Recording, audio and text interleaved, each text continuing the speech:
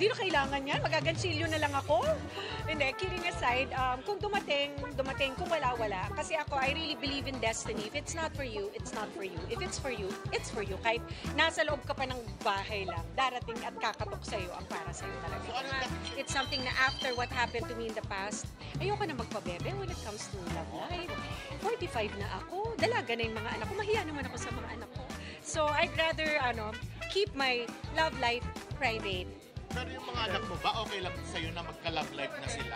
Mga dalaga na eh. May mga manliligaw naman talaga. Ako nga, 14 years old pa lang, nililigawan na dati. So, just as long as they're open sa akin and open naman ang communication namin at higit sa lahat, honor students.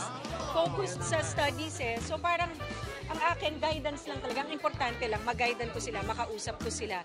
And it's such a blessing for the kids na hindi lang naman sa akin. Meron na rin silang relationship sa tatay nila at nakakausap din nila yun. Siyempre, iba yung perspective pag lalaki, iba pag nanay.